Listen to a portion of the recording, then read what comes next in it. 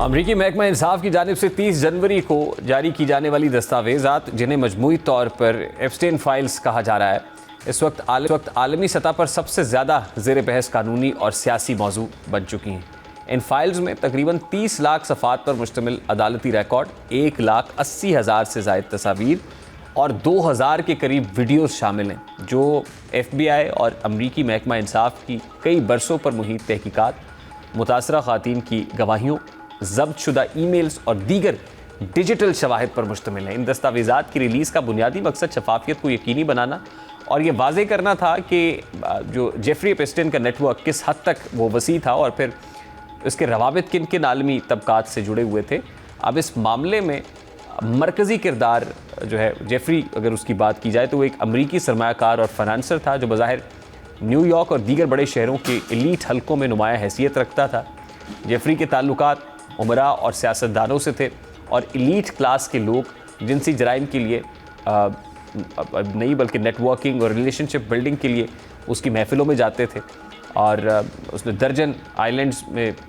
जो version island उस वहाँ पे 2 जजीरे भी ख़रीदे हुए थे जिनमें महाफिल होती थी। उस पर इल्ज़ाम था कि वो कम उम्र लड़कियों को जिनसी इस्तेहसाल के लिए इस्तेमाल करता था और एक मुनज़्ज़म नेटवर्क के ज़रिए फहाशी का अड्डा चलाने में मुलव्विस था। एप्स्टेन के ख़िलाफ़ पहला बड़ा मुकदमा 2008 में सामने आया था, लेकिन उस वक्त वो एक मुतनाज़ा प्ली बार्गेन के ज़रिए निस्बतन हल्की सज़ा हासिल करके बच निकलने में कामयाब हुआ था। लेकिन फिर बाद में 2019 में उसे दोबारा गिरफ़्तार किया गया और उस पर वफाकी सतह पर संगीन इल्ज़ामात आयद किए गए। ताहम इसी साल जेल में उसकी मौत वाक़ हुई, जिसे सरकारी तौर पर ख़ुदकुशी करार दिया गया। इसके बाद उसकी करीबी साथी गैलन मैक्सवेल को 2022 में 20 साल की कैद सुनाई गई, क्योंकि अदालत ने यह साबित कर दिया था कि वो एप्स्टेन के नेटवर्क में अमली किरदार अदा कर रही थी। अब एप्स्टेन फाइल्स में सबसे ज़्यादा तवज्जो इस पहलू ने हासिल की है कि इनमें दुनिया भर की दर्जनों मारूफ शख्सियात के नाम मौजूद हैं और इनमें साबिक अमरीकी सदर bill Clinton, George Bush senior, मौजूदा अमरीकी सदर डोनाल्ड ट्रंप और उसके साथ साथ साबिक वज़ीर ख़ारजा हिलरी क्लिंटन, माइक्रोसॉफ्ट के बानी बिल गेट्स, टेस्ला के सरबराह एलॉन मस्क, बरतानवी शाही ख़ानदान के शहज़ादा एंड्रयू, मुख्तलिफ यूरोपीय सफारतकार और कई बैनुल-अक़वामी कारोबारी शख्सियात शामिल हैं। फिर इसी तरह एप्स्टेन फाइल्स के एक ईमेल रेफरेंस में भारतीय वज़ीर-ए-आज़म नरेंद्र मोदी का नाम भी सामने आया है, जिसमें उनके 2017 में इसराइल के सरकारी दौरे का जिक्र था। इसके अलावा इन फाइल्स में पाकिस्तान से भी 2 नुमाया सियासी नाम सामने आए, जिनमें बानी पीटीआई और साबिक वज़ीर ख़ारजा शाह महमूद कुरैशी शामिल हैं। इन दोनों शख्सियात का जिक्र एक सफारती नौइयत की ईमेल में आया है, जिसमें यह बताया गया है कि जेफरी एप्स्टेन को एक ऐसी बैनुल-अक़वामी तकरीब में शिरकत की इजाज़त दी गई थी जिसमें मुख्तलिफ ममालिक के वज़राए ख़ारजा और आला सफारतकार शरीक थे। ताहम इसी ईमेल में कहीं ये बात साबित नहीं हुई कि बानी पीटीआई या शाह महमूद कुरैशी का एप्स्टेन से कोई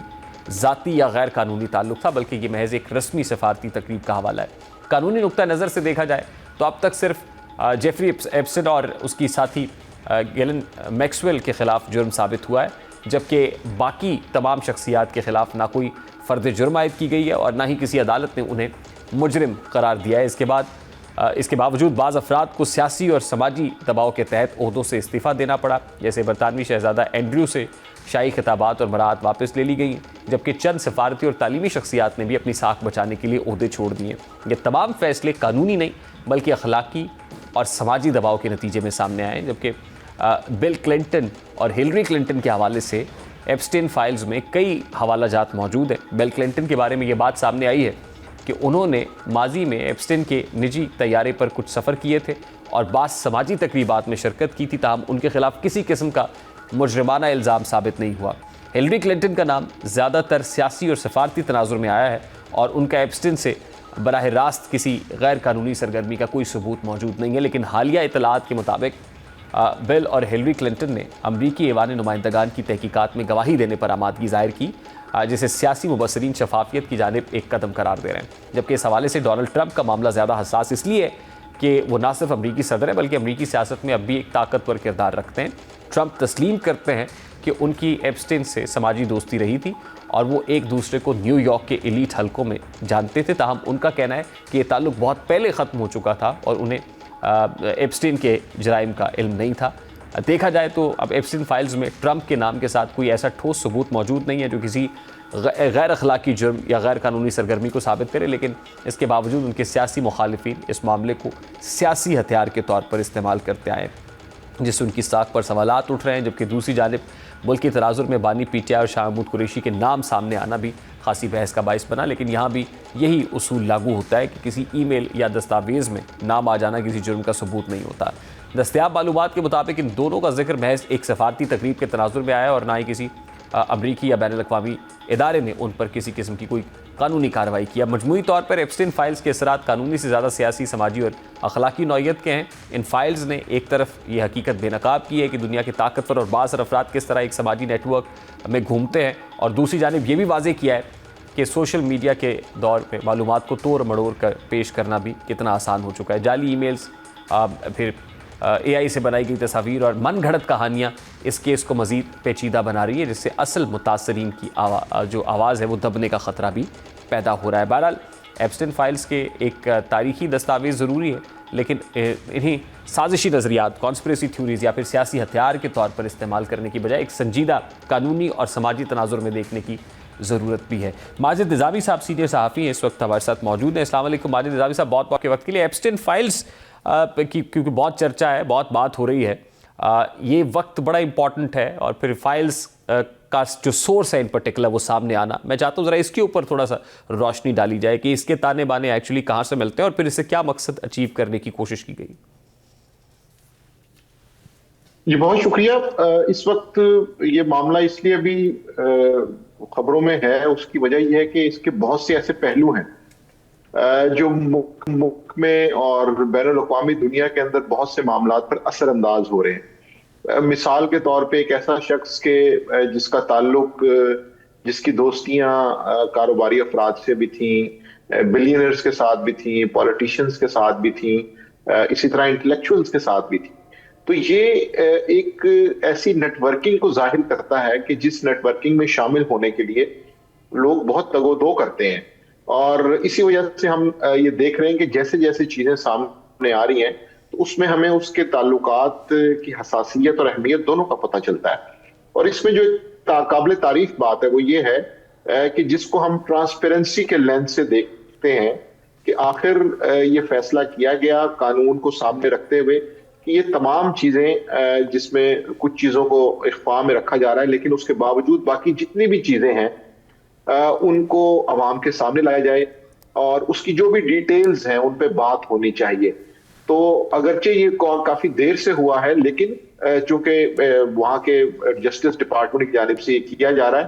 तो मैं समझता हूं कि ये वो एक पहलू है जिसकी तारीफ होनी चाहिए, जिसको सराहना चाहिए कि ये सारा मामला ओपन किया जा रहा है, जिसके अंदर बहुत बड़े बड़े नाम भी हैं। इसके बावजूद इससे पहलू तही नहीं की जा रही, उसको किसी नेशनल इंटरेस्ट के नाम पे नहीं दबाया जा रहा, या सिक्योरिटी का जो एक वर्ड पूरी दुनिया में 9/11 के बाद यूज किया जाता है उसकी आड़ नहीं ली जा रही, बल्कि इसको ओपनली आवाम के सामने लाया जा रहा है। इसीलिए थर्ड वर्ल्ड में और बाकी डेवलपिंग कंट्रीज में बैठ के लोग इसके ऊपर डिस्कशन कर रहे हैं। We need to look into this कि ये सब मुरतब कहाँ हुआ, कैसे हुआ, कंपाइलेशन कब हुई, क्यों हुई, एजेंडा क्या था, टारगेट क्या था इसको करना, बुनियादी तौर पे क्या मकसूद था। जरा इसका पर्सपेक्टिव मैं चाहता हूँ ये भी जरा खुलकर सामने आना चाहिए। जी बिल्कुल, उसमें जो बड़ी वजह है वो ये है कि वहां पर जिस तरीके से जो नेटवर्किंग है या पार्टीज हैं, उसके साथ साथ दीगर जो मामलात हैं जिसके अंदर बहुत ज्यादा ऐसी चीजें हैं कि जो आईनी और कानूनी नहीं थी, गैर अखलाकी मामलात के जुमरों में आती थी, उनकी वजह से ये चीज इस वक्त ज्यादा ज़ेरे बहस है कि एक नेटवर्किंग तो बिल्कुल जायज काम है और अमेरिका के अंदर फर्म्स भी मौजूद हैं जिनको आप पेमेंट करते हैं और वो आपके लिए मखसूस लॉबिंग करती हैं, लेकिन उसकी बुनियाद पर कुछ ऐसे गैर अखलाकी काम करना जो ममनू है, बल्कि उनसे कराहत भी महसूस होती है। तो ये वो चीजें हैं कि जिसकी वजह से इसको ज्यादा डिस्कस किया जा रहा है कि वो जो एक उसकी डार्क साइड है या जो एक उसकी एक ऐसी पिक्चर है जो आवाम के सामने नहीं थी। सरगोशियों में या गपशप में तो ये चीज डिस्कस होती थी, लेकिन क्रेडिबल सोर्सेज की जानिब से, हुकूमत की जानिब से जब ये चीज सामने आ रही है तो उससे पता चलता है कि एक ऐसा चेहरा भी है जो छुपाया जाता है और वो ज्यादा करी और मकरू चेहरा है जिसकी वजह से इस पूरे के पूरे इशू के ऊपर सवालिया निशान है। फिर इसी तरह जिन हालात में उसकी मौत हुई है उसके ऊपर भी बहुत से लोग सवाल उठा रहे हैं कि क्या वाकई वो खुदकुशी थी या इस हवाले से भी कुछ ना कुछ प्लान किया गया कि जितने बड़े इंकशाफात हो रहे हैं इनको सामने रखते हुए क्या कुछ लोगों को उनकी क्रेडिबिलिटी को उनकी पर्सनैलिटीज को खतरा था तो जिससे अवॉइड करते हुए उसको मंजरे आम से हटा दिया गया। तो ये इस तरह के क्वेश्चन इसलिए चल रहे हैं, इसका मैग्नीट्यूड बहुत बड़ा है। क्या कुछ मजीद डिटेल्स जो मजीद होशरुबा इंकशाफात होने के भी इम्कानात मौजूद हैं या आपको लगता है, और फिर अगर यहाँ तक ही मामला रहता है तो फिर इसके क्या इम्प्लीकेशंस हो सकता है?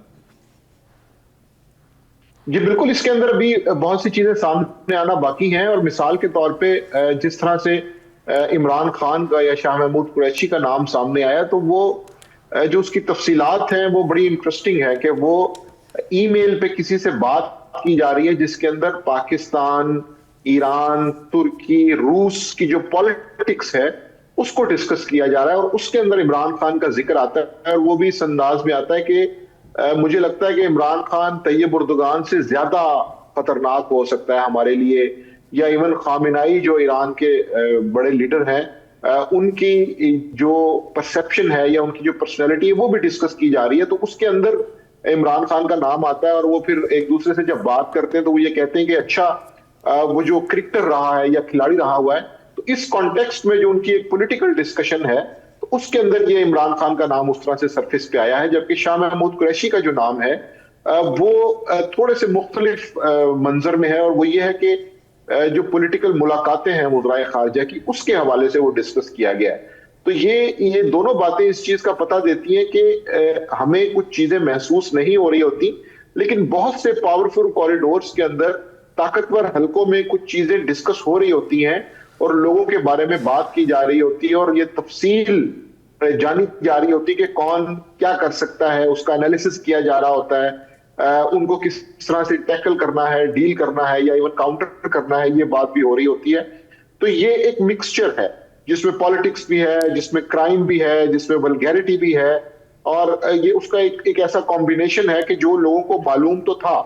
लेकिन क्रेडिबिलिटी के साथ और गवर्नमेंट की स्ट्रेंथ के साथ ये चीजें जो सामने आई हैं तो इसलिए इनकी हसासियत में इजाफा हुआ। बहुत बहुत शुक्रिया माजिद निज़ामी साहब आपके वक्त।